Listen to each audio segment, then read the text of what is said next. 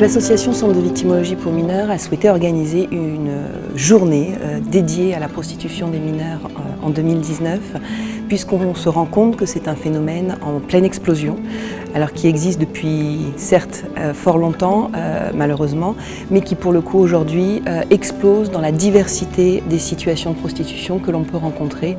Et donc on a souhaité s'intéresser à ce sujet-là pour essayer de mieux le comprendre.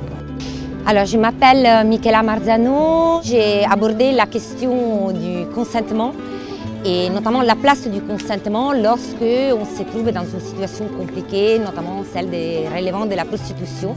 J'ai essayé de comprendre qu'est-ce que ça veut dire affirmer « je consens ». J'ai essayé d'expliquer les liens entre le consentement, qui est un concept purement juridique, avec l'autonomie, qui est en revanche un concept philosophique.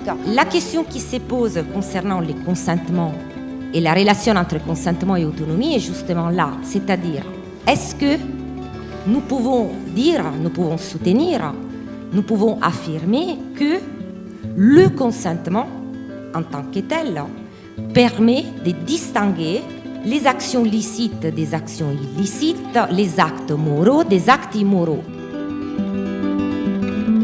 Mon intervention avait pour objet de démontrer, si c'était possible, que la politique pénale du parquet de Créteil était une politique pénale volontariste, tant dans la recherche des infractions, puisque ces infractions sont très difficiles à révéler.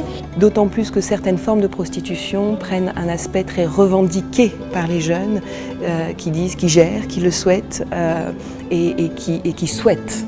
Et je mets bien des guillemets, qui souhaitent cette pratique-là et qui refusent surtout notre aide. Et c'est là où on se retrouve dans une complexité d'intervention assez problématique. Le mineur est nécessairement victime, même si, dans un premier temps, un certain nombre d'entre eux vous disent qu'ils le font en toute autonomie et avec la pleine conscience de ce qu'ils sont en train de faire.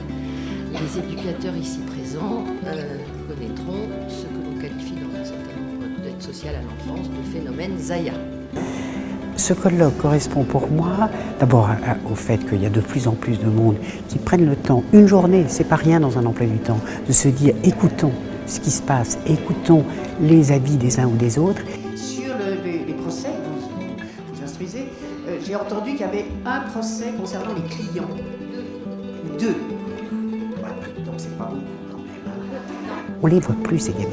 Elles sont dans les hôtels, dans les Airbnb, on n'arrive plus à les identifier, elles ne sont plus dans la rue. Si j'ose dire, ça serait facile si elles étaient dans la rue. Non, elles sont ailleurs et c'est pour ça que ce colloque pour moi c'est une occasion formidable de se dire tous ensemble, il faut agir.